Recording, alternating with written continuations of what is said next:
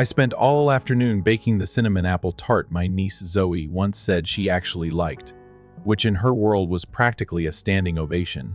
But let's be honest, I knew the invite, just like every year, was more about optics than real affection. I wasn't really wanted.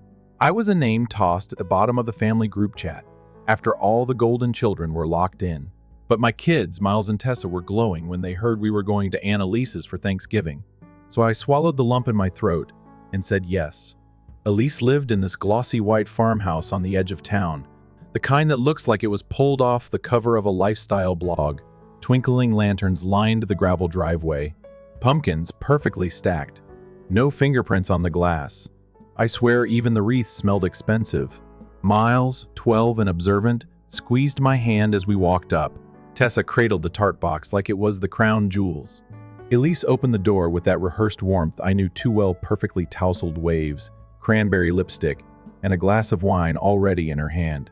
"Camille, you made it." She leaned in for an air kiss, not even brushing my cheek. Then she looked at the box. "You brought dessert?"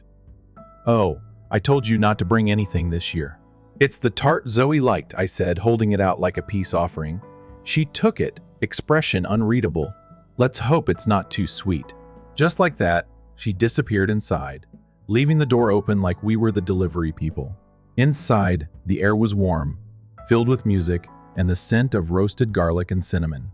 The kind of scene you'd pause on in a movie and think, wow, what a perfect family. Except no one looked at us. Not really. Everyone else was mid-toast or selfie. I saw Zoe, her mom's mini-me, twirling in a velvet dress, surrounded by compliments. My kid stood next to me, coat still on, ghosts with good manners. I cleared my throat. "Let's find a spot to hang these up," Tessa whispered. "Mom, how come no one says hi to us?" I bent down to untie her boots and whispered back, "They're just busy, love. That's all." Busy pretending we weren't there. Elise popped back in, waving her phone. "Just check the seating. Bit tight this year, Camille. I hope you don't mind the kids' corner." We set up a little table in the mudroom. It's quiet and cozy. Mudroom? Before I could respond, she added, "You know, less pressure for the kids. Plus, you probably want a little space." Miles glanced at me, jaw tight. Tessa's eyes dropped to the floor. I nodded. "Sure. Thanks." She pointed us down the hallway, past the photo wall that somehow only had pictures of Elise's family, past the spare dining room, already filled with people who didn't ask how we were doing. The mudroom was technically a hallway, half storage, half laundry. A folding table sat under the coat hooks. 3 mismatched chairs. One had a cushion that didn't fit. The overhead light flickered like a nervous eye. I set the tart down and exhaled slowly. Miles sat stiffly. Tessa tried to smile, but her bottom lip wobbled. I cut 3 slices of tart and served them on paper plates. From the dining room, cheers rang out. Someone had just walked in with wine, apparently worthy of applause. "Why aren't we sitting with everyone?" Tessa asked, picking at her crust. I reached across and brushed her hand. "Sometimes people forget how to be kind, but that's on them, not us." Miles muttered, "We should have stayed home. Maybe we should have." But I looked at my kids, their tiny shoulders slumped under fluorescent light, and decided I'd fake the joy until I made it, just like I always did. "To us," I said, raising a plastic cup of water, "wherever we are, we bring the celebration." They clinked their cups with me, small smiles forming like cracks in stone. I was about to throw out the leftover slices when I saw headlights flash through the foggy window. A car rolled up, long, black, gleaming. Not Elise's crowd, not a neighbor. A full-blown limousine. Miles leaned toward the window, eyes wide. Whoa. A man stepped out, dressed like he belonged at the Oscars, black suit, gloves and all. He opened the door. Out stepped a woman. She wore a charcoal blue coat, collar turned up against the chill. Her hair was silver, coiled in a bun that looked like it had a story. She had that kind of grace that made you straighten your posture without realizing it. Then she looked directly at us. Not the house, not the front door, right at the mudroom. "Mom," Tessa whispered. "She's looking at us." I opened the door slowly. Cold air and something floral lavender swept in. "Hello," the woman said, her voice smooth, deliberate. "I'm looking for Camille Hart." I blinked. "I'm Camille." Her face broke into the kind of smile you remember. "Wonderful. I'm Margot Quinn, director of the Phoenix Collective. We spotlight women rebuilding their lives after adversity. I've been looking for you. I couldn't speak. She continued, your blog posts from last year about leaving your marriage, working overnight shifts, and finding joy in breakfast with your kids, they went viral in our circle. Wait, what? I just wrote those to cope, I stammered. I didn't think anyone read them. We did, and we were moved. We've been trying to find you for 6 months. When your name popped up on a community donation list last week, I drove here myself. She looked past me into the mudroom. I didn't expect to find you here. Neither did I said, voice barely audible. Margot stepped closer. We'd like to feature your story in our spring series. As a keynote speaker, My Knees Wobbled will support you fully. Travel. Childcare will also help you publish your story on your terms. No ghostwriters, just your voice. I looked back at my kids. Tessa, suddenly shy. Miles, trying not to hope too much. I turned to Margot. Yes, I said, my voice steady this time. I'd love to. She smiled again, full of calm certainty. The car is warm. We can talk more over dinner. If you're ready. I didn't hesitate. No goodbyes to Elise. No explaining to people who never asked. I grabbed our coats and our tart because Tessa insisted we couldn't leave it behind. And as I stepped out into the cold with my kids, and a stranger who saw me, really saw me, I felt something I hadn't felt in years. Hope. The warmth of the car hit us like a quiet hug. The seats were soft leather, and the interior smelled faintly of cedar and something floral like a boutique hotel in the mountains. Margot sat across from us, legs crossed neatly, eyes kind but sharp, the kind of person who didn't need to raise her voice to command a room. Tessa leaned against my side, still gripping the dessert box like it was part of her story now, while Miles sat up straight, eyes darting between Margot and the city lights flickering past the tinted window. I hadn't said much yet. Honestly, I was still trying to understand what was happening. Hours ago, I was folding my daughter's dress and checking for coupon codes to stretch our grocery budget. Now I was in a chauffeured car with a woman I'd never met, discussing public speaking engagements and book deals. It felt like watching someone else's life unfold from the inside. Margot must have sensed the swirl in my head because she gave me a moment before speaking. I know this probably feels fast, but I've wanted to meet you for a long time, Camille. You wrote something that stayed with me. Not because it was polished or perfectly structured, but because it was honest in a way that most people are too afraid to be. I looked down at my hands. I didn't think anyone was even reading it. It was just me, venting into the void after the kids went to sleep. Margot nodded slowly. That's why it worked. You wrote like nobody was watching. And that's the kind of voice we need to put on stage. She paused for a beat, then smiled. And maybe in a book. I blinked at her. Me? Write a book? She tilted her head. Camille, I've read your writing. It's already a book. You just haven't realized it yet. I let the idea sit for a second. Could that be real? Could something I did while sitting on a squeaky kitchen chair at 2 a.m., half dead from work and life, actually mean something to someone like her? We're hosting a summit in April, Margot said. Writers, educators, community leaders, women who've been overlooked, underestimated, or pushed aside. We don't want a motivational speaker. We want someone who lived it, who's still living it. I could feel both kids listening, even if they weren't saying a word. Miles was still holding himself rigid, like he wasn't sure whether this was a test or a trick. Tessa was watching Margot like a hawk, eyes wide but unreadable. I shifted my posture and took a breath. I've never spoken in front of an audience before. I've never even told my full story to anyone not like that. Margot leaned forward slightly. That's why people will listen. Because you're not reciting a script, you're telling the truth. And if you decide to do this, you'll have support every step of the way. Editors, writing mentors, even childcare. You won't have to carry this alone. Something about that last sentence cracked something open in me. Not having to carry it alone, that was new. We arrived at the restaurant, a quiet place tucked between two boutique hotels. The kind of place I'd only seen through windows, not from inside. No oversized signs or loud music, just warm lighting, dark wood, soft laughter, and the faint clink of real glassware. The host greeted Margot by name and led us to a private room in the back, where a table was already set for 4, each place arranged with simple elegance. Tessa slid into her seat beside me without letting go of my coat. Miles sat directly across, eyes scanning everything like he didn't want to miss a single detail. I couldn't blame him. I was doing the same. Margot placed a slim folder in front of me, as water was poured into delicate glasses. "This is a basic agreement," she said.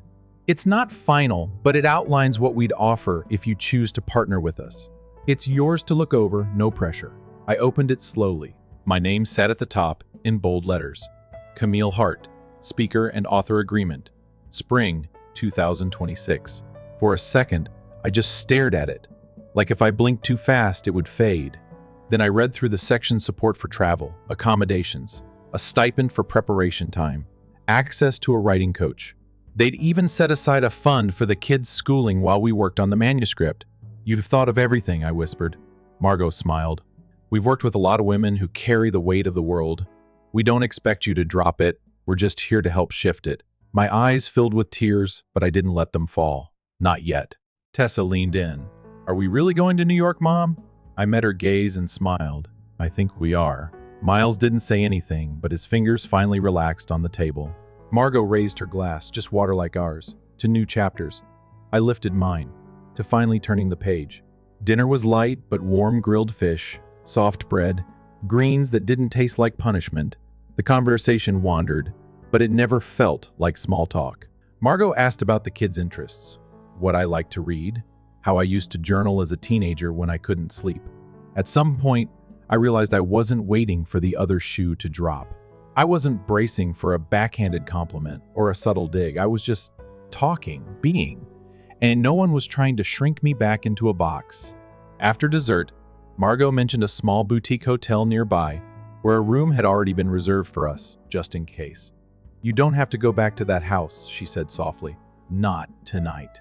I hesitated for a heartbeat, then nodded. "We'll take the room." The drive over was quiet, peaceful.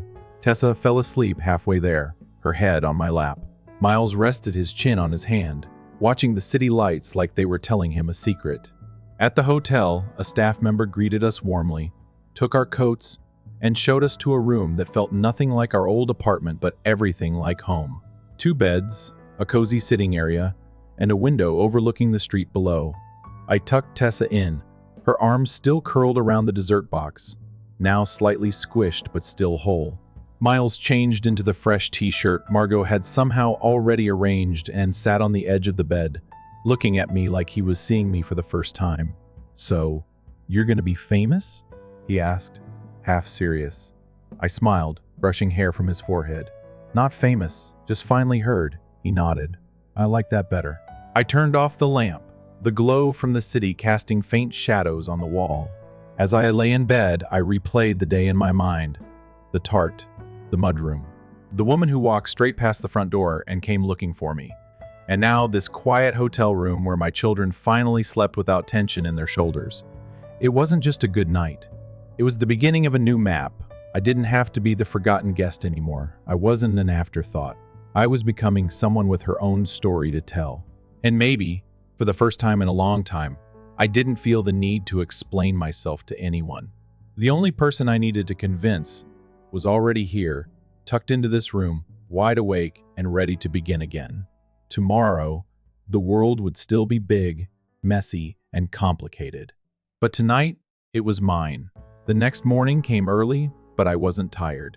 It was that strange kind of energy that sits just under your skin, the kind you get when your life has started to change but your body hasn't caught up yet. Tessa was already curled up on the window seat by the time I got out of the shower, her little hands pressed against the glass watching the city wake up below. Miles sat at the desk flipping through the folder Margot had left, lips moving slightly as he read the bold text out loud to himself. Camille Hart, Spring Keynote Speaker. He didn't say it to tease me. He was testing the sound of it, like he was getting used to who I was becoming. I sat on the bed, towel wrapped around my head, staring at the clean clothes someone from Margot's team had dropped off that morning: a soft gray sweater, dark jeans, even boots that actually fit. There was a handwritten note tucked inside the bag. "You don't need to look like someone else to be heard. You already are enough." It wasn't signed, but I knew it was from her. The hotel sent up breakfast, and the kids ate like they hadn't seen food in days: eggs, toast, fruit piled high, real orange juice, not from concentrate, not the stuff we stretched with water to make it last. Tessa offered me the strawberry from her plate without saying a word, and I took it, letting the moment settle in quietly. A car was waiting downstairs by 9. This one was smaller than the limo, but no less polished. The driver greeted me by name and held the door like it was something sacred. I didn't know where we were going, but I trusted that I didn't have to figure everything out alone anymore. That thought was still new to me. Foreign but welcome. The building we pulled up to was tucked between a bookstore and a cafe. Clean brick, tall windows, a simple brass plaque that read, "The Phoenix Collective." Inside, it felt nothing like the sterile nonprofit offices I used to volunteer in. This space had warmth, plants in the corners, art from local women. The air even smelled inviting, like old pages in something herbal. Margot met us in the entryway, dressed in navy and soft gold, her presence as calm as ever. "You look perfect," she said, her eyes sweeping over me not with judgment, but with understanding. "Let's show you around." The next hour was a blur of quiet halls, meeting rooms, a small children's nook where Tessa immediately disappeared into a pile of books, and a studio where Miles practically vibrated at the sight of sound equipment. They even had a recording booth set up for future audiobook sessions. I didn't ask when that would happen. I wasn't ready to hear dates, not yet. Margot brought me to a conference room filled with sunlight, where two women were already seated. One was an editor, the other a speaker coach. Both smiled in that way people do. When they've read your words and already know part of you, I expected to feel exposed. Instead, I felt seen. We started with introductions. Then they asked me to read a small section from one of my posts. I hesitated, cleared my throat, and began. The room went quiet as I read, not because I was loud, but because the words carried weight. When I finished, no one clapped or made a big deal. Margot simply looked at me and said, "That voice, that's what people will remember." The rest of the session was focused, detailed. They didn't want to change my words, just help them land stronger. We talked about pacing, about clarity, about how some moments deserved more space and some needed no explanation at all. I didn't feel like a student. I felt like a collaborator. For the first time, I wasn't being fixed, I was being amplified. That evening, back at the hotel, the kids and I ordered takeout and sat on the bed passing containers of noodles between us. Tessa asked if she could design the title page for the book someday. Miles wanted to know if he could be the one to take the picture for the cover. I didn't say yes or no, I just said, "Let's see where this takes us." And that was enough. Over the next few weeks, things moved faster. Meetings, draft revisions, Zoom calls with women from all over who wanted to help shape the event. Every single one of them had a story like mine, just told in different accents, different timelines, different kinds of silence. One had raised 3 kids while working night shifts at a care home. Another had lived in her car for 6 months after her partner drained their joint account. But we all knew the same feeling, that quiet ache of being underestimated, the muscle memory of shrinking ourselves to fit. The more I listened to them, the more I understood my own voice. Not because it was louder, but because it was mine. The day before my first press event, I stood in front of the bathroom mirror in our new apartment, a temporary one Margot had helped us find, until I got on my feet and I practiced. Not the speech, but the way I held myself. Shoulders relaxed, chin up, breath steady. I didn't want to pretend to be someone I wasn't. I just wanted to show up as who I really was. At the event, I wore a simple navy dress with soft sleeves. Nothing flashy, just something that felt like me. Margot introduced me to a small crowd of journalists, partners, and supporters. I smiled, shook hands, answered questions without looking at the floor. When one woman asked what it felt like to go from invisible to center stage, I paused. Then I said, "I think I was never invisible. I was just in rooms that refused to look at me." The reporter nodded slowly and scribbled it down. Later, as we left the venue, Miles bumped my elbow and said, "You sound like a writer now."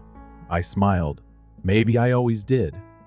That night, I sat by the window with a cup of tea and watched my kids sleep. They didn't curl in tight like they used to. Their bodies stretched freely across the beds, arms flung, faces relaxed, safe. I thought about all the years I'd tiptoed around people, afraid of being too loud, too messy, too much. But now, for the first time, I was writing something that wasn't just for survival. I was writing to live, not just for me, but for the woman out there right now wondering if anyone will ever hear her. I wanted her to know she wasn't alone, that she didn't need permission to take up space. I set my mug down, opened my notebook, and wrote one sentence. I was never broken, just misplaced. Then I underlined it, twice, because it finally felt true. The morning of the summit arrived before I was ready, though I'd been preparing for weeks. I sat on the edge of the hotel bed, watching Tessa sleep, curled into a crescent moon under the white duvet, one arm thrown over the stuffed fox she refused to travel without. Miles was already up, pacing the room slowly like he had something to say, but wasn't sure how. I stood and walked to the window, the city stretching out below, misty and still quiet, like it was holding its breath for something. I glanced at the folded speech on the nightstand, pages marked with little notes in Tessa's handwriting. Stars where she said my words felt strong, hearts where she said they reminded her of home. I didn't need to look over it again. I had memorized it without meaning to. Every line wasn't just a line, it was a piece of a life I had survived and reshaped and was now about to share with strangers. Miles finally stopped pacing and looked at me. "You're gonna do great," he said, his voice cracking a little, like it wasn't just encouragement but hope, like he needed me to prove something to him and to the world and maybe to myself. I nodded, more to steady myself than anything. By the time we arrived at the venue, the sun had broken through the clouds, casting sharp gold across the steps and the crowd gathering outside. The building was modern but soft, glass and stone and green woven together in a way that felt welcoming instead of cold. Inside, the air buzzed with soft conversation and warm light. Tables filled with women from all over the country, some dressed in suits, some in sweaters, all of them carrying their own invisible stories. I walked through the lobby slowly, my heels clicking quietly, Tessa holding my hand, Miles walking just a little ahead like he was protecting me from whatever was waiting on the other side of the main doors. Backstage was smaller than I expected, with chairs and mirrors and bottled water, but the energy was bigger than anything I'd felt before. Margot was there, calm as always, dressed in soft blue with her hands clasped gently in front of her, like she knew everything would go exactly as it needed to. She hugged me without speaking, then stepped back and handed me a small pin in the shape of a flame. "For resilience," she said, pinning it just above my heart. "Not because you didn't break, but because you kept burning, even after the world tried to put you out." I didn't say anything because I couldn't. My throat was tight with something I didn't want to cry out. Not now. The MC stepped on stage, the lights dimmed, the music faded, and I heard my name called out. Not as a guest. Not as someone's plus one. Not as a token. Just mine. Camille Hart. One stepped into the spotlight. The room was silent in that way. That means people are really listening. Hundreds of women looked up at me, not expecting perfection but presence, not waiting for performance but truth. I opened with the story of that Thanksgiving, the mudroom, the folding table, the plastic cups filled with water while laughter came from another room where we weren't welcome. I told them about the feeling of knowing you've been invited out of obligation, the way a smile can become a mask when you wear it too long, how silence from those closest to you is sometimes louder than any insult. I didn't dramatize it, didn't twist it for sympathy. I just told it how it happened. And then I told them about the knock at the back door, about the woman who looked past the main entrance and came straight to the laundry room because that's where I had been left. I spoke about what it means to be found when you weren't even looking anymore, what it means to be offered something without having to beg for it. The words poured out, steady and unshaking, not because I wasn't afraid, but because I was finally free. Free from shrinking, free from apologizing for needing space in the world. When I finished, there was a moment of stillness, not awkward or unsure, but full, like everyone needed a second to breathe before the sound came.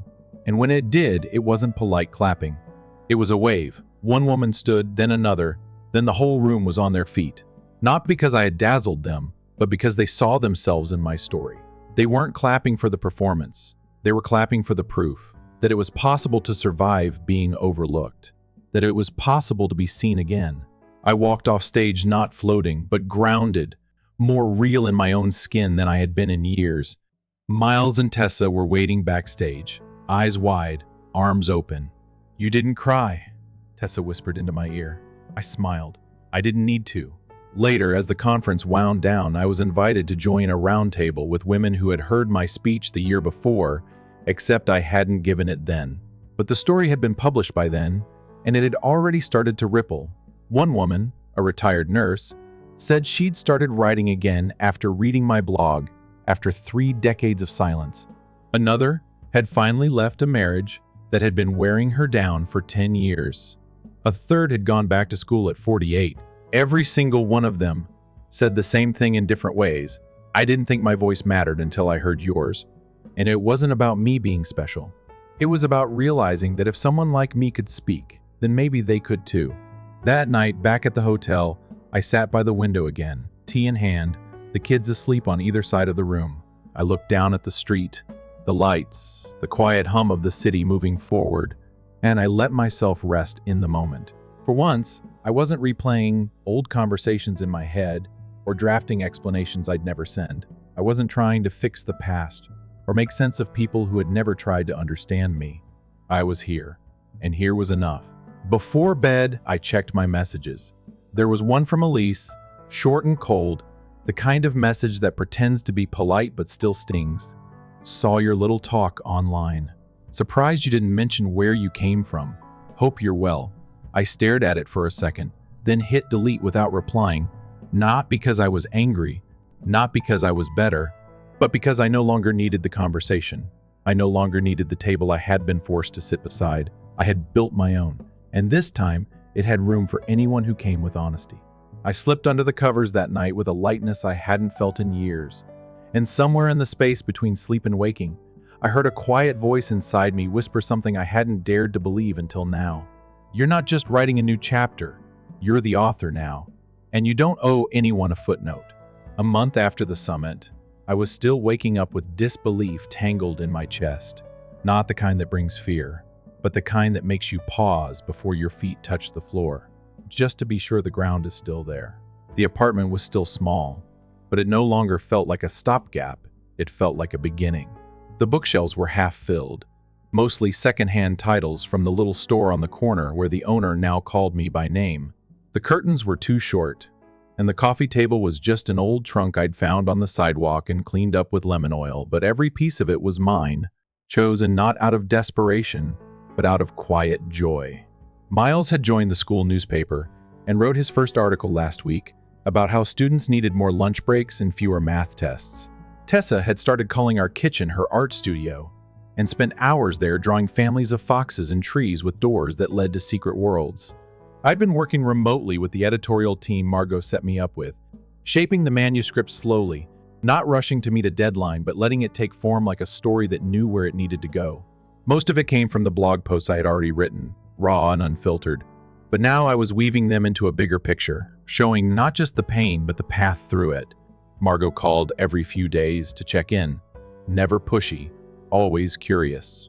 She sent me a list of small publishing houses interested in rights for foreign translations, which I read 3 times just to be sure I wasn't misunderstanding what she meant.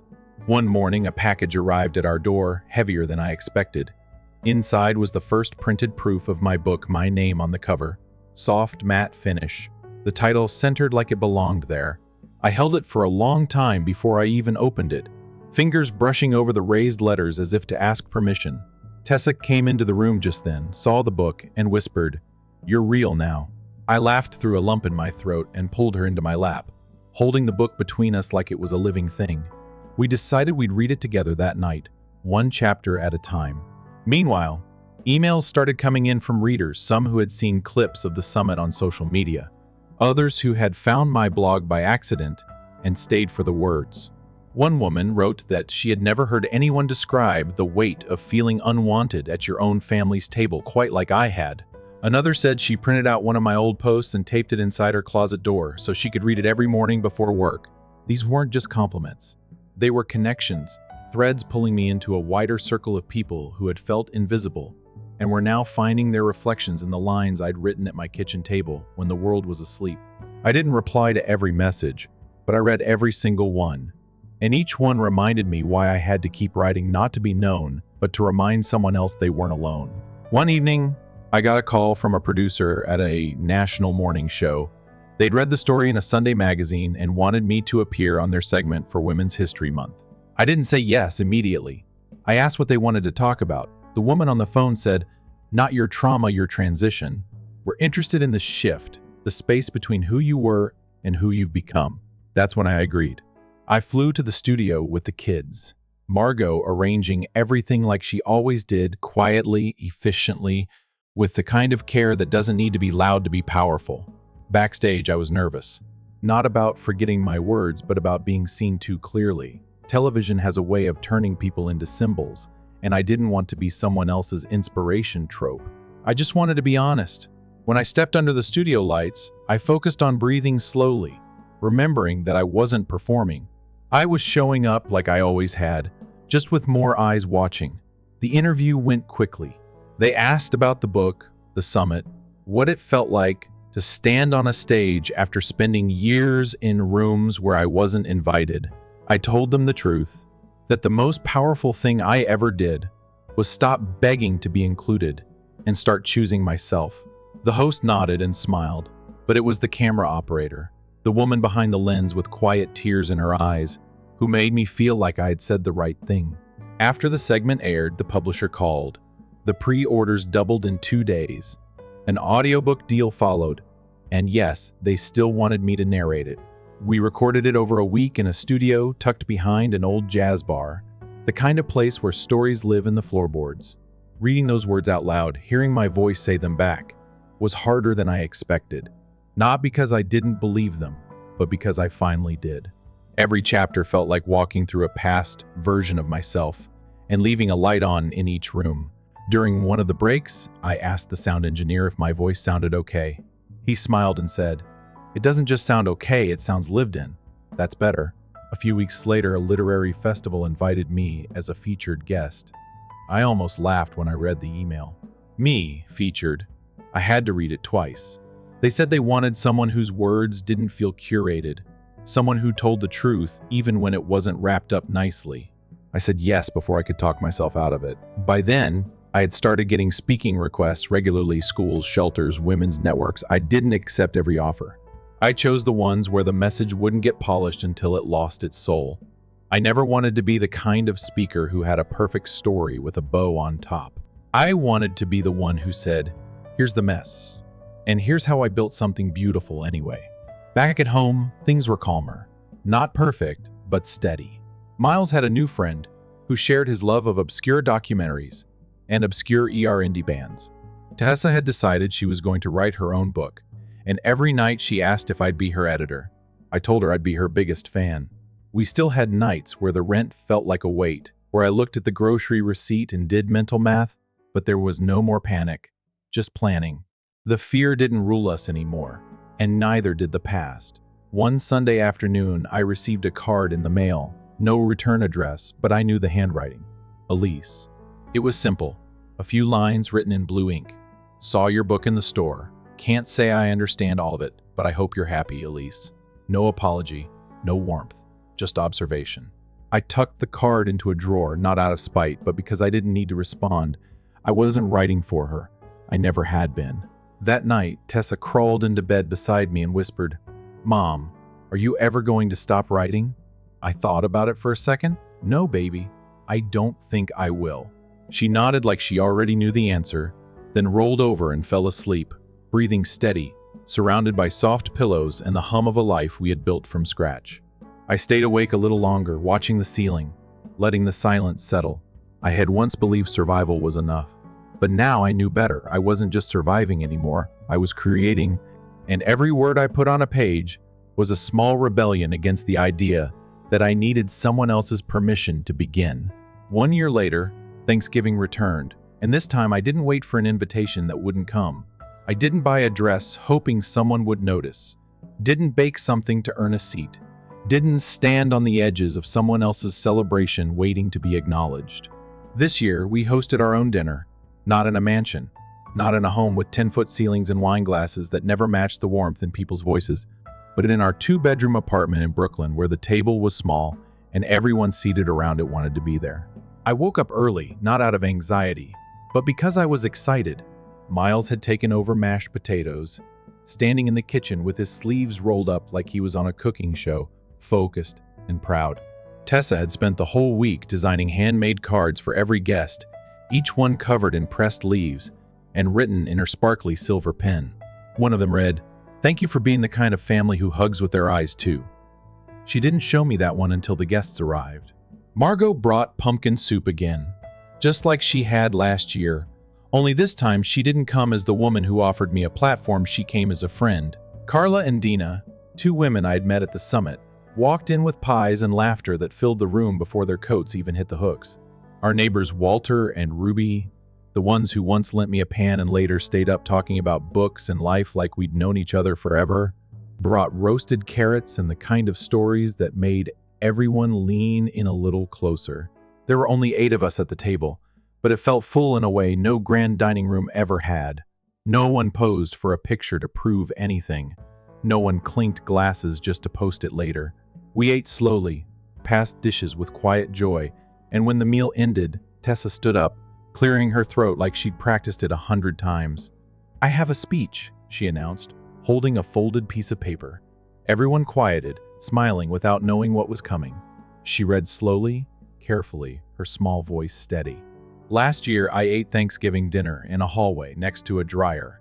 At first, I thought that meant we didn't belong, but now I know that wasn't the end of our story. That was just the part before the good part started." The room went still for a second. Then soft clapping filled the space. Miles stood next to her and added, "Mom, thanks for not giving up." I didn't speak right away. I stood, raised my glass of apple cider, and looked at the people around the table. The ones who had shown up, stayed, and never made me feel like I had to shrink to fit their comfort. "This isn't the family I was born into," I said quietly, "but this is the family I built. And honestly, it feels more like home than anything I've ever known." We clinked glasses not in perfect rhythm, but with purpose. After dinner, Tessa pulled out a board game and insisted on keeping score. Miles replayed a clip of my speech at the summit, and this time I didn't ask him to turn it off. I didn't cringe at the sound of my voice or the way my face looked under stage lights. I watched it all the way through because I wasn't ashamed anymore. That voice belonged to someone who found herself not through applause, but through honesty. A few days after Thanksgiving, an invitation arrived from the National Women's Conference. They wanted me to return, not just to speak, but to join a panel with 6 women who had written to me after reading my book. They called it a ripple panel, stories that started as mine but became theirs. I said yes without hesitation. When I arrived in Chicago for the event, I was no longer nervous. The stage didn't scare me. The lights didn't feel like interrogation anymore. I stood with the other women, educators, nurses, single mothers, survivors of things no one talks about unless someone else says it first. One by one, they told their stories, each one laced with a sentence that started with, "After I read Camille's words." But they weren't repeating my life. They were building from it. And that was the difference. I hadn't written my story so people would remember me. I had written it so they would remember themselves. When it was my turn to speak, I didn't use notes. I just looked out at the room and told them what I'd come to believe. "Sometimes the moment that breaks you isn't the end," I said. "It's the opening. It's the crack where the light starts to get in." We don't always get to rewrite our past, but we do get to decide what story comes next. There was no standing ovation, just a stillness, a quiet that felt like respect. And that was more than enough. Later, I walked through the venue lobby and past a row of women signing books. Someone tapped my shoulder. It was a college student holding a worn paperback copy of mine, the corners bent, pages marked with yellow highlighter and blue ink. "Your story made me feel less alone," she said. It didn't fix everything, but it gave me a place to start. I signed her copy and thanked her, but what I really wanted to say was that her words were the reason I kept writing, because being someone's place to start felt more powerful than being anyone's ending. On the flight home, I watched Miles sleep with his head against the window and Tessa drawing constellations in her notebook. I thought about all the women I'd met, the ones who found their voices by hearing mine, and the ones who didn't need to say a word to be heard. I thought about Elise and that quiet message she'd sent months ago, and how I no longer needed anything from her, not closure, Not approval, not even anger. I had finally stepped far enough away to see that her version of love was shaped by conditions mine could never meet. And that didn't make me unworthy. It just made us different. And different was okay. When we landed, Margot met us at the airport with a smile and a quiet update. The book had been picked up by a UK publisher. They wanted to distribute it across Europe. The audiobook had just passed 10,000 downloads. I smiled, grateful, but calm. Success wasn't a wave knocking me over anymore. It was a tide I had learned to float in. That night, as I tucked the kids in and poured myself a cup of tea, I opened my laptop and stared at the blinking cursor on a blank page. I didn't know what the next story would be, but I knew it would be mine, and I knew I'd write it the same way I had written the last one, truthfully, quietly, without waiting for permission. As I typed the first line, I heard Tessa call from her room. "Mom, when I grow up, I want to tell stories too." I smiled, closed the laptop gently, and walked to her door. "You already are," I said. And she was. We all were. Because the stories that begin in silence don't end there. They stretch, they rise, they ripple. And sometimes they change everything, not all at once, but word by word, choice by choice. Until one day, you look around and realize you didn't just survive what broke you. You turned it into something that could carry someone else. And that, I've learned, is more than enough. Story 2. My name is Charlotte Harper. I was born in Oregon on a mild, sunny, early spring morning with sparrows chirping outside the hospital window 4 minutes after me. My sister, now technically my twin sister, Caroline Harper, let out her first cry for minutes. Such a small gap that most people would laugh and say, "You're twins." That's basically the same. But to our parents, those 4 minutes marked the line between being loved and being overlooked. Even in my earliest years, I felt the difference not with reason, but with glances. I didn't receive hugs I never got, and the way I was brushed aside like an afterthought. Caroline was always chosen first. My mother, Linda, always called her my little angel, while I was just Charlotte. "Please stay quiet while Mommy's busy." Caroline got a pink bike with a flower basket before I even knew how to ride. I got Lily's old bike, worn brakes, and a ripped seat. When we were 6 and joined ballet class, Caroline had a custom-made sparkly white dress. I wore last year's faded costume above my ankles. I used to think maybe I was just imagining things, that my parents loved us both the same, and I was just too sensitive. But when I was 7, Caroline fell off the backyard slide, just a light scrape on her knee. But Mom ran out like it was a tragedy, scooped her up, sobbed, and shook like she was falling apart. A week later, she was still telling the story to friends, neighbors, and even the mailman. I fell off the tallest apple tree branch in our yard. I hit the ground, dirt all over my face, knees scraped and bleeding. My dad looked through the window and calmly said, "Charlotte's tough. Let her learn how to get through it. No hug, no comfort. Just a Band-Aid and a go. Wash your hands." I didn't know what a child had to do to be loved equally. I learned not to cry. I learned not to need. And then I learned to hide my feelings.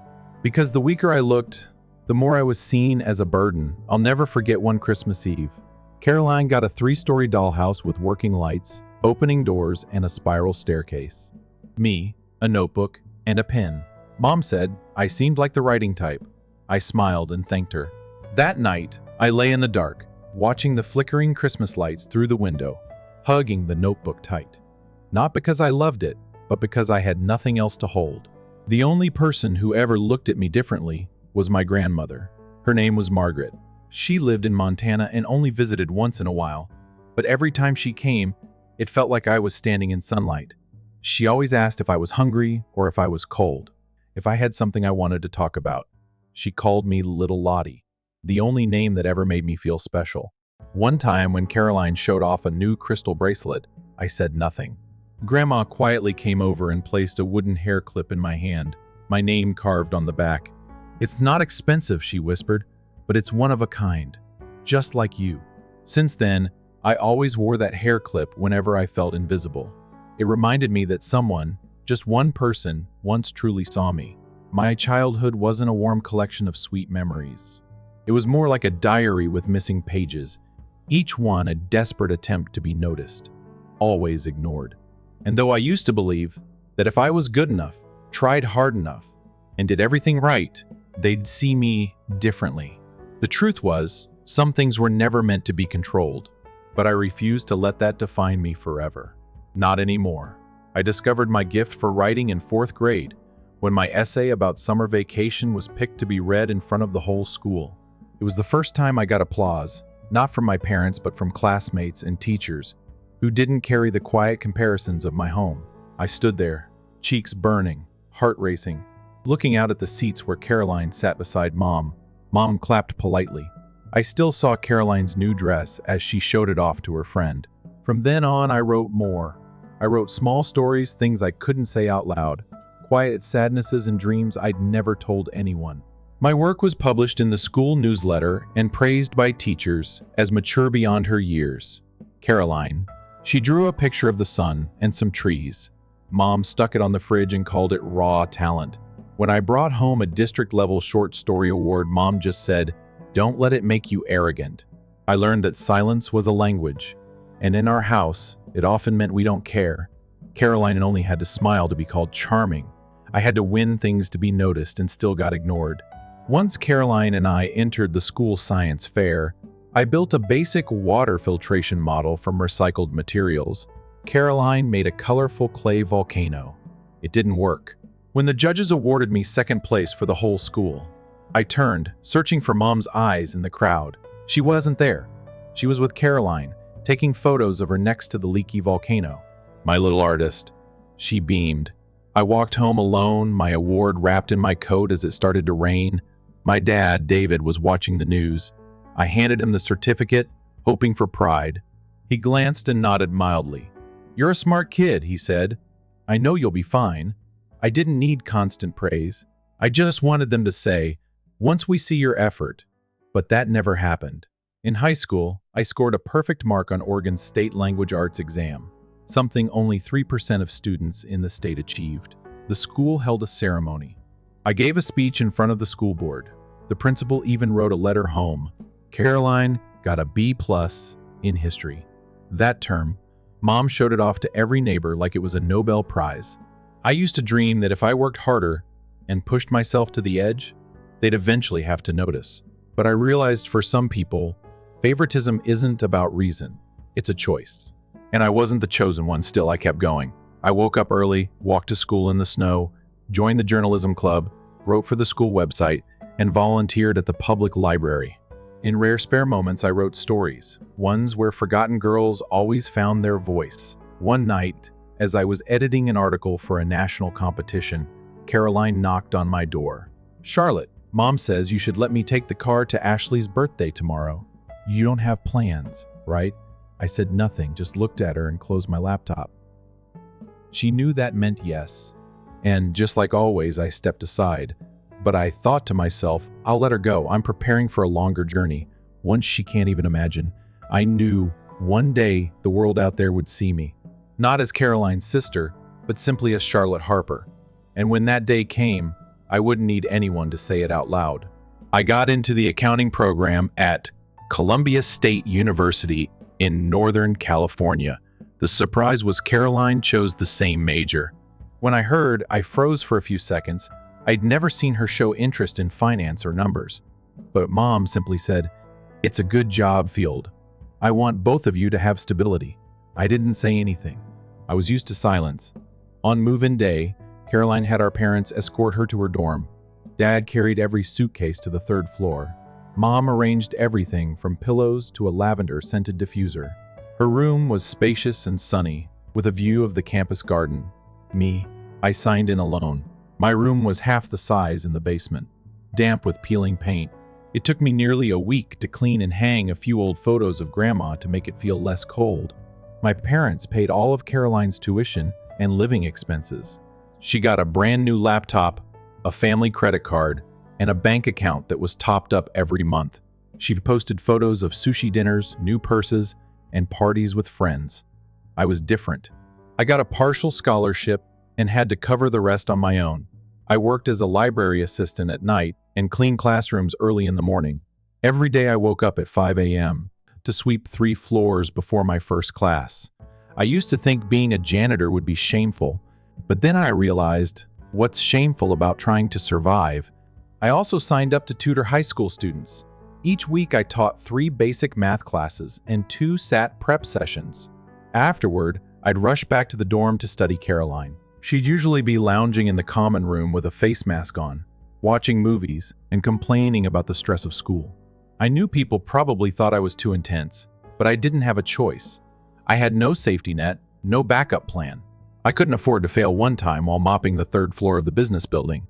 I overheard Caroline laughing in the hallway. She was bragging to a classmate about a party the night before. My twin sister. She's probably buried in her book somewhere, maybe cleaning a classroom. I didn't respond, I just tightened my grip on the mop and kept going. Still, I didn't let bitterness take over. I spent my free time reading advanced accounting materials, attending small seminars, and volunteering at Excel workshops for freshmen. Once, when Professor Allen asked a question about financial reporting standards and no one answered, I raised my hand. He nodded with approval, then came up to me after class and said, "Charlotte, you've got what it takes for audit work. I'd like to recommend you for a winter internship at my firm. What do you think?" I was speechless. That night I called home, excited to share the news with my mom. I was hoping just one congratulatory word would warm my heart, but all she said was, "That's nice." Caroline just signed up for a therapeutic yoga class. It's supposed to be really good for mental health. I stayed silent. I didn't blame them anymore. I just felt lighter because I finally understood that their validation wasn't necessary for my success. Well, Caroline drove to school in the car my parents bought. I rode an old bike to work at a grocery store.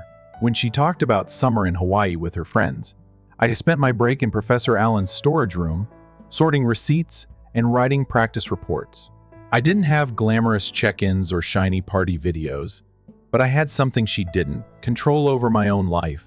And I began to believe maybe because no one paved the way for me, I had to learn how to build my own. I wrote, "That might be rough, but it's mine." I started my 5th semester with a kind of determination I hadn't expected. I had learned how to make the most of every spare minute, every small opportunity. While Caroline spent her time picking outfits for the school spring festival, I buried myself in the library studying international financial reporting standards. I knew I had no one backing me, so I couldn't afford to waste a single chance. One Friday afternoon, I went to Professor Allen's office to submit a financial analysis paper. Just as I was about to leave, he called out, "Charlotte, I have a friend at a regional audit firm. They're looking for summer interns. Want me to put your name in?" I froze. "I'd love that, Professor." He nodded. "Then send me your resume and transcript by Monday." I walked out of his office, empty-handed, but my heart was full of hope. For the first time, someone offered me a door. I didn't have to knock first. That weekend, I worked on my application nonstop, tweaking every sentence of my cover letter and adjusting every period and comma like it was the key to my future. 3 weeks later, I got a call from Forrest and Wallace. They'd accepted me as a summer intern in their internal accounting department. The internship was unpaid, but for me, the real value was the experience. I woke up at 6 a.m. to reach the office by 8, then rushed back to the dorm for my evening library shift. I took notes on every process, saved every sample file, and asked questions about every small detail, and eventually I was trusted with real technical tasks. I also discovered a special topics course on financial risk management taught by a former IRS analyst. It was meant for senior finance majors, but I took a chance and emailed to ask if I could attend. To my surprise, he replied, "If you commit to every session and do the work seriously, I'll give you a shot." I never missed a class. From there, I got invited to an advanced CPA prep seminar where I first heard about the prestigious Weston G. Brandt Scholarship awarded to top senior accounting students. The requirements were tough. An almost perfect GPA, a personal essay, and letters of recommendation from at least 2 professors. Still, I quietly began preparing. I didn't tell my parents. I didn't tell Caroline. I only told myself each night as I sat alone in my room, just take one more step. While I was still struggling to finish my essay, Professor Allen called me into his office. He handed me a thick envelope and nodded. "I wrote you a recommendation letter. No need to thank me. Just keep going the way you have. Steady and strong." I nearly broke down in tears. It was the first time I felt truly seen. Not because Caroline was my sister, not because of high scores, but because of who I was. I submitted the application on time nearly 2 months later while I was sweeping in the library. My phone buzzed. A new email popped up with the subject line, "Congratulations. You've been selected for the Weston G. Brandt Scholarship." The first stood frozen in the hallway, tears rolling down my face. I had done it that night. I told no one.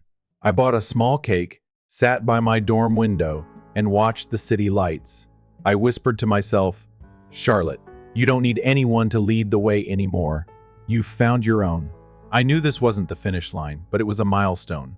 Not for others to validate me, but for me to believe. All those quiet years weren't wasted. When the official award packet arrived, I opened a thick envelope from the Scholarship Foundation. Inside was a formal congratulatory letter and a list of benefits, and an invitation to the National Recognition Ceremony in Chicago. And one final note that made my heart race. You may bring 2 guests to share this special moment. I sat still for a long time. Outside it was drizzling, each drop tapping the window like echoes from the past. I used to think that if this day ever came, if I was honored on a national stage, I wouldn't need my parents there. I'd stand tall, alone, and smile, knowing I finally felt worthy on my own. But that evening, in my old dorm, with its dim yellow light, I picked up the phone and I called. Mom answered on the 3rd ring. "Charlotte, I'm getting ready. Some friends are coming over for dinner. What's going on?" I tightened my grip on the phone. "Mom, I was selected as one of 6 students nationwide to receive the Western Brandt Scholarship. The ceremonies are in Chicago next month. They said I can bring 2 family members." There was silence on the other end. Then Mom said quietly, "Oh, congratulations. That sounds important." Then she called out David. Charlotte said something about a scholarship in Chicago. Dad's voice chimed in from a distance, mixed with the TV. "Yeah, she's always been a smart kid. We knew she'd be fine." I didn't know what I was hoping for. Maybe just once to hear my mother say, "I'm proud of you." But she didn't. I ended the call politely. "If you can make it, I'd love for you to come. But it's okay if you're busy." "I'll check the schedule," she replied. Her tone was no different from talking about a weekend trip to the farmer's market. I hung up, and the screen went dark, reflecting my blurry face. Something inside me cracked, not because they didn't care, but because I still had hope. I thought I'd moved past needing their validation. But deep down, the little girl, clutching Grandma's wooden hair clip, was still waiting for someone to be proud.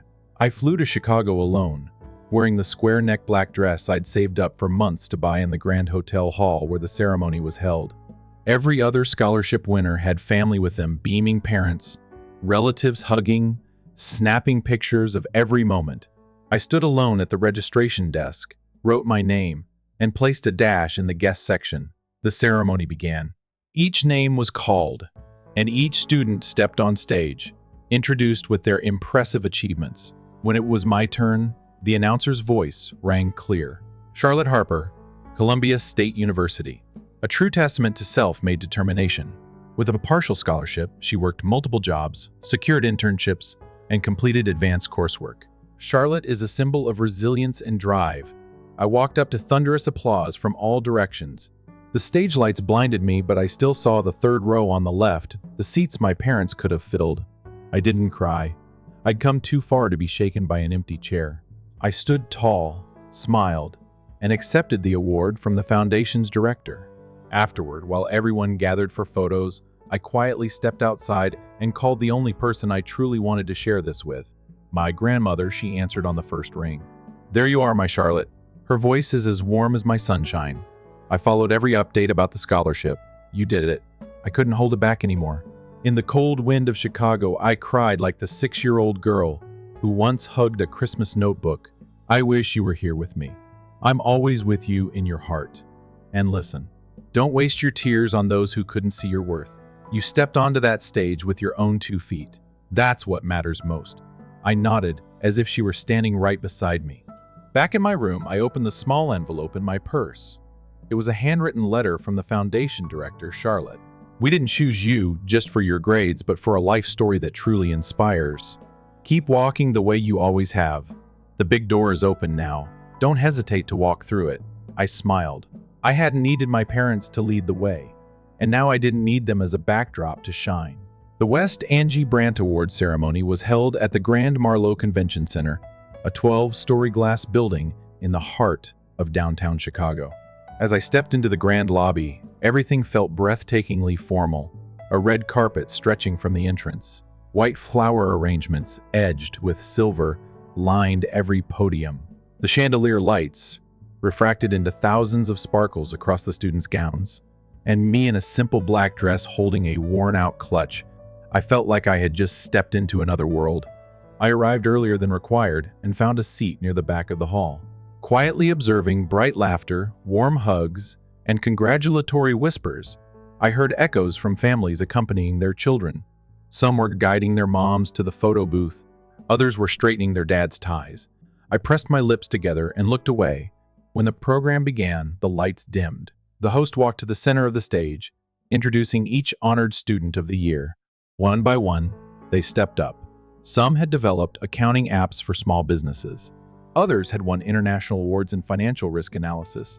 I clapped for every single one, not out of politeness, but because I genuinely understood what it took to get here, what it cost just to make it this far. Then it was my turn. The host smiled, his voice warm and dignified. Charlotte Harper, an outstanding student from Columbia State University. She has proven that strength doesn't need to be handed to you. She earned her own scholarships and paid her own tuition, actively sought out internships, and never stopped improving her skills. Charlotte is living proof of resilience, independence, and unwavering belief in her own future. Applause filled the hall as I stepped onto the stage. My heart pounded, but my hands were steady. I didn't look at the audience. I walked up, accepted the certificate, shook the foundation director's hand, and kept my smile steady as I turned to pose for the photo. My eyes instinctively scanned the left side of the audience. I froze Caroline. She was sitting there in a deep red dress, clutching a small purse. Eyes wide with disbelief beside her. My parents. My father stared at me as if he couldn't comprehend why I was on stage. And my mother, she sat upright, expressionless, lips pressed tightly like she was holding something back. I didn't know how they got there. I hadn't confirmed anything over the phone. Maybe Caroline had decided to bring them. When the camera flashed for the photo, I turned away, no nod, no smile. I didn't need a picture to remember. An uncomfortable moment. After the awards, recruiters and executives from major audit firms began making their rounds, shaking hands, handing out cards, and chatting with students. A woman in a teal suit walked toward me and extended her hand.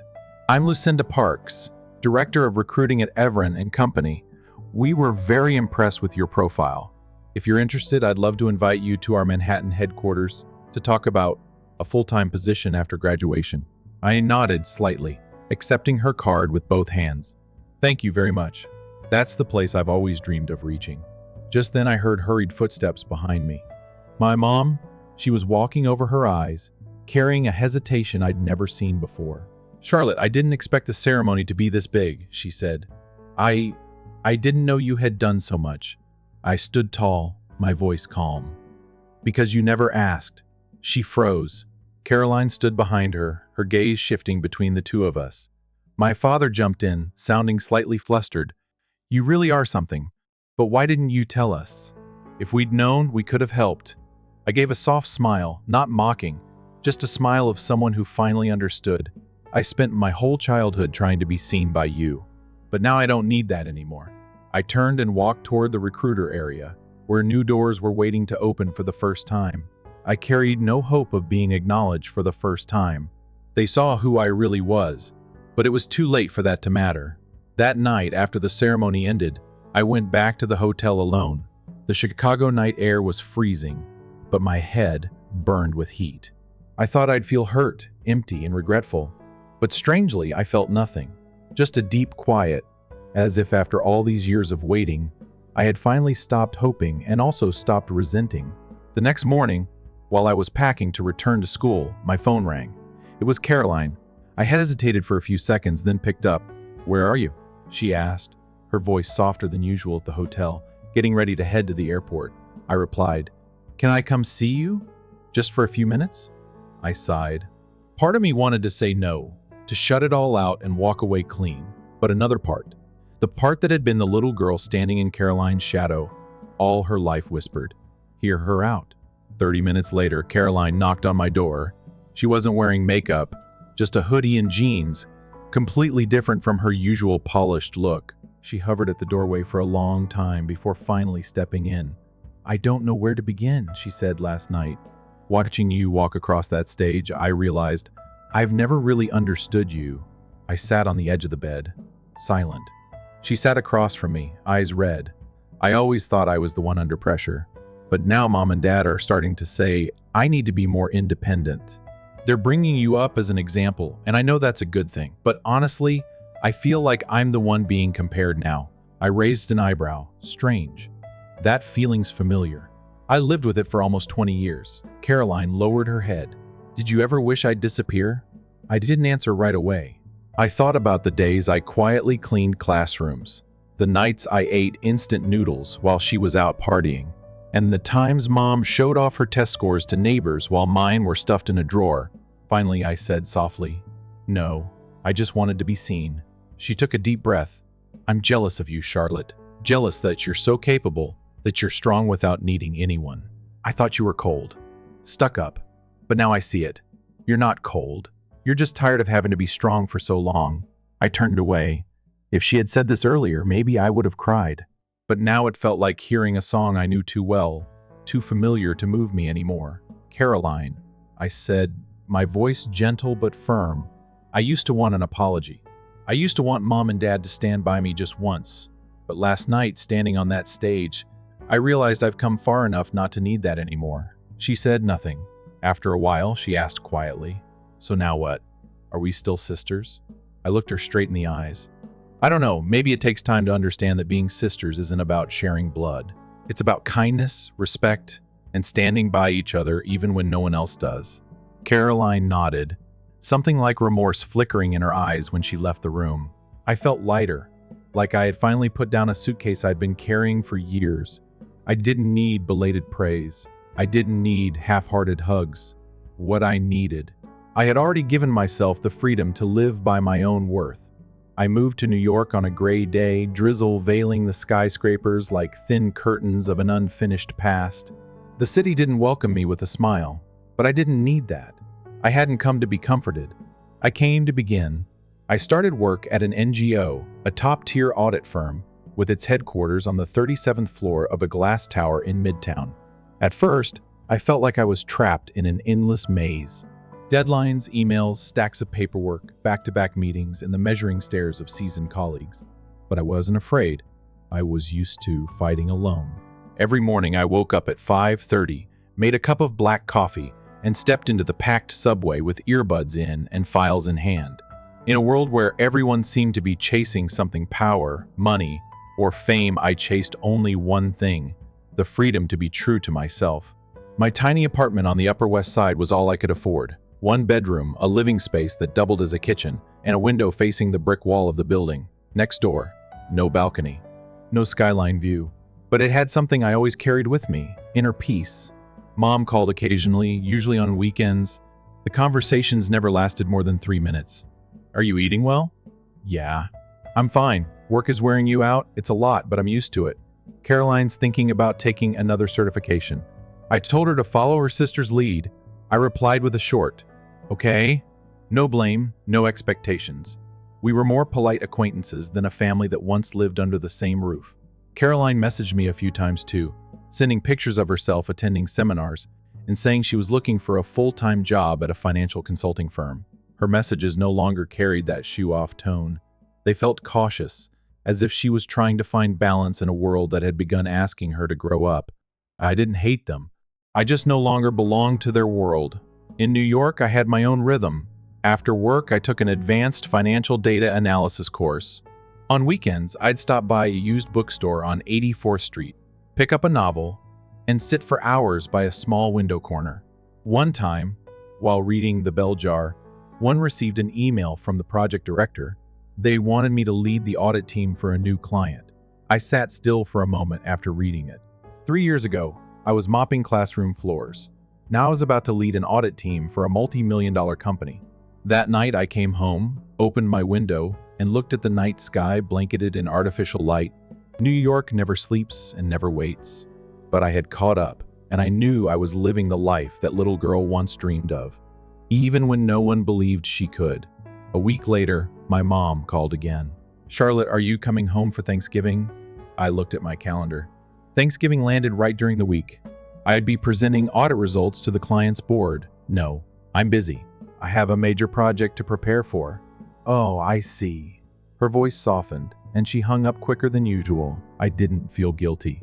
I felt relieved because, for once, I chose my work, my dreams and myself over fulfilling a role someone else had scripted for me. Family to me had become scattered memories, not because I gave up, but because I stopped chasing. I don't know where the future will take me, but I do know this. Whatever happens, I'll no longer wait for anyone's approval to know I'm enough. At the end of my first year at Everin and Company, I was promoted to associate. Not a giant leap by many standards, but to me it was a clear milestone. I was no longer the girl trying to get by, but someone actively building her own future.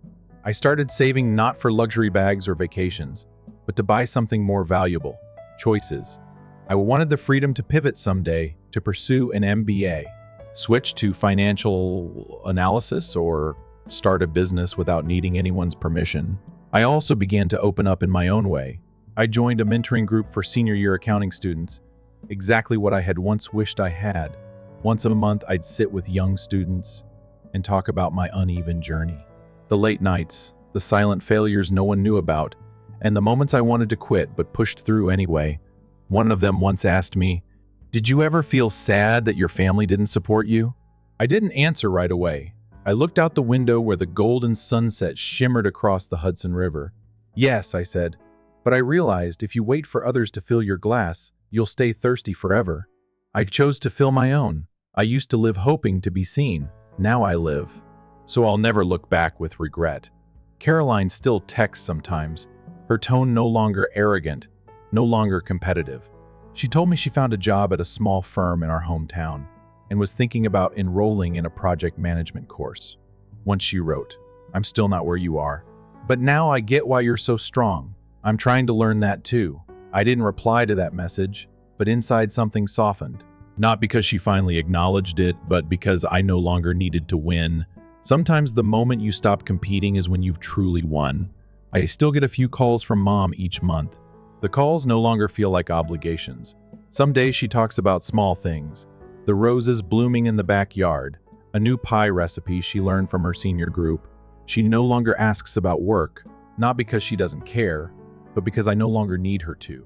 Sometimes I wonder if things had been different back then, if my parents had shared love more evenly, if Caroline hadn't been so shielded, if I hadn't been labeled the one who can handle herself. Would I still be this strong? I don't know. And maybe I don't need to know anymore. One Saturday afternoon, I passed through Bryant Park and saw two sisters playing tag. The older one slowed down so the younger could catch up, and when they both fell onto the grass, they burst out laughing without a care in the world. My heart tightened, not from envy, but because I had finally let go of wanting to live like that. It took me years to understand not everyone born into your family will be your support system, but because of that, I learned to choose the people who are my coworkers, my students, and the ones who trust me unconditionally. I built my own kind of family, not from blood, but from respect and genuine connection in that world. I wasn't the extra. I didn't have to be exceptional just to be heard. I was simply me. And that was enough. When I step off the subway each morning, sunlight hitting the edge of my coat, I don't need anyone to remind me I'm on the right path. Each steady footstep on the city pavement whispers that to me. My third fall in New York passed in a blur of sunshine and busyness. I had just completed the most complex audit of my career for a global real estate firm. The results exceeded expectations, and my direct supervisor recommended me for a senior associate position. No party, no fireworks. Just a late evening setting my laptop down on the kitchen counter, flipping on the kettle, and smiling to myself. I didn't need applause because I knew without a doubt I had done it. Every now and then I get cards from Caroline. Birthday, Christmas, or just thinking of you. She's now living in Seattle, working at a fintech startup. Her messages carry more sincerity now, and I've learned to reply neither too close nor too distant. My relationship with my parents remains distant. Mom still calls whenever there's something noteworthy about Caroline, but it happens far less. Our conversations are now confined to general questions like, how's work? Or is it snowing in New York yet? And I only answer just enough. No anger, no desire to fix what's long been lost. Once Mom texted, "Sweetheart, sometimes I think if we'd talked more back then, maybe things would have turned out differently." I read it but didn't respond because I no longer need what ifs. I've lived through them, walked through them, and kept going. That spring, I accepted an invitation to be the keynote speaker at a major conference on women in finance. Standing before hundreds of people, I shared my journey. Not sugar-coated, not edited. I spoke about the girl who once mopped hallways in college at dawn, who washed mugs in the library to buy textbooks, and who studied alone at night because no one reminded her she deserved a chance. At the end of my speech, I said, "We don't need anyone else to validate our worth. We can do that ourselves. Through every small action, every time we stand up again, and every time we choose ourselves instead of pleasing others." As I stepped off the stage, an older woman approached me and held my hand.